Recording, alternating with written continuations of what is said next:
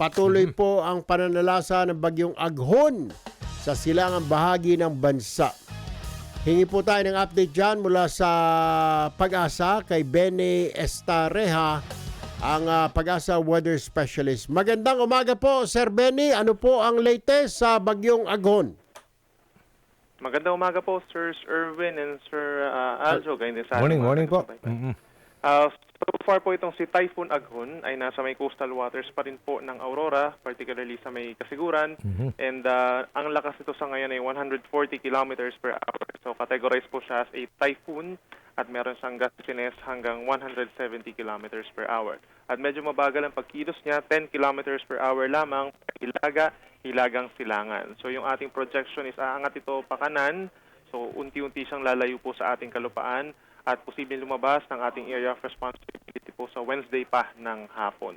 Sa ngayon po ay nakataas pa rin ang tropical cyclone wind signal number 2 sa mga bayan ng Dinapigue and Palanan sa Isabela at sa mga bayan ng Kasiguran sa Aurora, habang signal number 1 sa ilan pang bahagi ng Isabela, gayon din sa eastern portion ng Quirino, southern portion of Nueva Vizcaya, natitirang bahagi ng Aurora, northern portion of Quezon kabilang ang Pudillo Islands, at sa northwestern portion ng Camarines Norte kabilang ang Calaguas Islands. So ito yung mga lugar na makakaranas pa rin po ng mga pagbugso ng hangin, lalo na may signal number 2.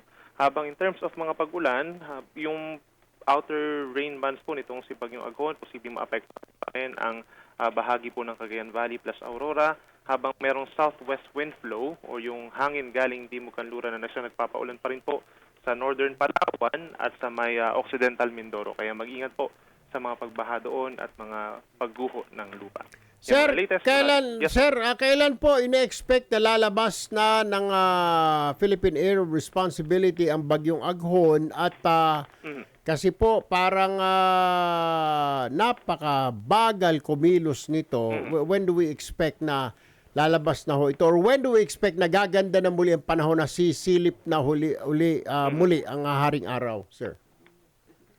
Kanina po nagkaroon ng pagsilip ng araw dito sa Metro Manila at nearby areas. Ina-expect natin kasi na medyo makulimlim pa rin for today. By tomorrow, mas magiging maaraw na in many areas of Luzon, lalo na't nasa gitnang bahagi na po ito ng Philippine Sea. Lalabas po siya Wednesday ng hapon. Do we see any more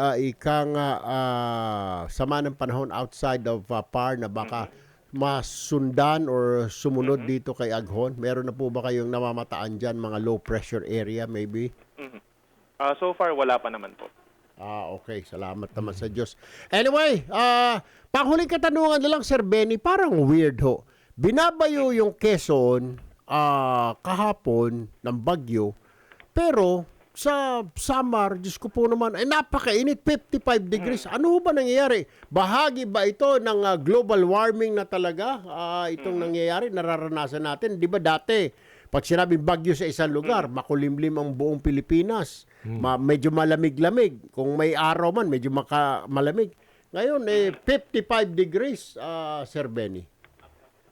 Tamang observation po yan. Kumbaga, itong si Bagyong Aghon kasi ay kumpara sa mga nagdaang bagyo, hindi siya ganun kalawak. So yung pinaka-affected po na areas talaga, yung mga pinaka-naka-experience ng pag-ulan na itong Southern Luzon and even Central Luzon as well as Metro Manila. So yung Eastern Visayas, lalo na dito sa may area ng Southern part, itong Giwan Eastern Samar, medyo maaraw yung panahon. Tapos yung 55 degrees po kasi na heat index is naganap lamang for a few minutes bago nagkaroon ng mga pag-ulan. Okay. Alright. Kailan idedeklara ang rainy season? Nasa transition period na ba tayo ngayon, Sir Benny? We are observing na po. Dahil yung criteria sa ulan, maaaring ma-achieve natin in the next 2 to 3 days.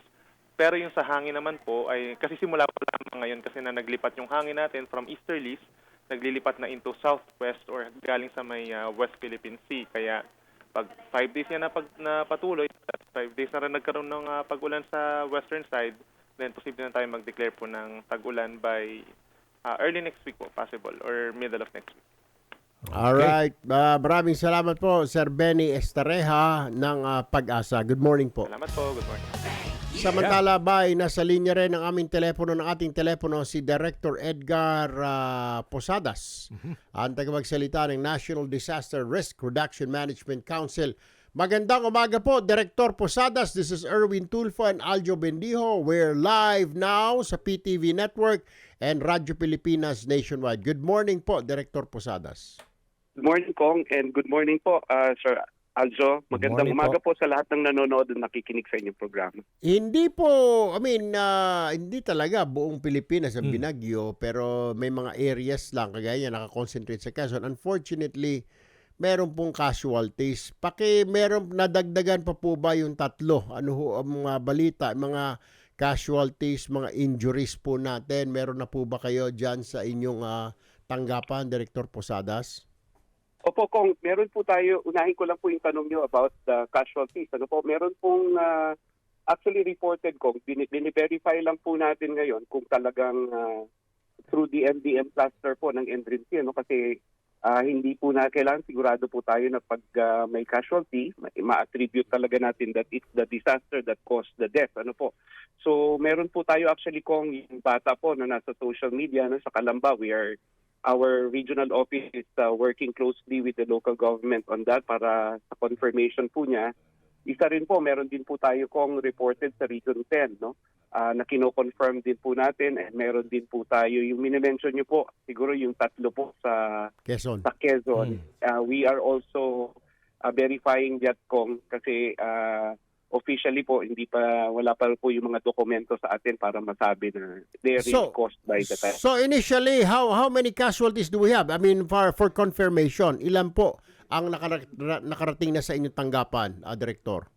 Sa akin pong information, Kong, yung first hand na meron pong, yun nga po, yung 2 plus 3, 5 ang kinoconfirm. Pero nag-update po kami ngayon ng CTREP, Kong, baka sakali po na ma-reflect yan dyan for confirmation. Pero meron po tayong meron po tayong 7 na injuries, no? Kahapon po yung 4 na Legazpi, siguro pamilya po yun yung nabagsakan po ng puno. Nako. Tapos may nadagdag po na 3 ngayon. Aha. May mga missing po ba tayo, Director Posadas? So far, Kong, sa awa po ng Diyos, wala po tayong missing Salamat. reported ngayon as of reporting time, sir. Ang daños perwisyo po, may figure na ba tayo, Director Posadas? Sir Aljo, wala pa po. Nagre-respond pa po. In fact, as we speak, yung ating busy po yung ating regional office sa Calabarzon, no, para yung mga family kits na dadalhin po nila doon sa Mauban na po kahapon, para maitulong po doon, and at the same time makita po nila yung sitwasyon doon sa Mauban ngayon, sir. Nag-subside na ba ang humupa na ang tubig baha dyan sa probinsya o sa buong lalawigan ng Quezon? Ang pagkakaalam ko po, ang pagkaka-report po sa ating kanina, wala na pong pagbaha. At sa Calabarzon nga po, ang problema lang po is kanina yung latest po natin sa ports lang po, no. Ang operational pa lang po ay yung Batangas Port, pero sa Region 5 po at saka sa Region 8, kasi pinoproblema din po natin, no, mataas po yung strandies natin kahapon, ay operational na po lahat ng pantalan sa Regions 5 and 8 sa Bicol at saka sa Eastern Visayas. Ito na lang pong pakonti-konti sa Calabarzon. Initially po, yung Batangas Port is open already. So, madidecongest na po natin hopefully yung mga ports, sir. Okay. Thank you. Okay, all right. Maraming salamat po, Director Edgar Posadas ng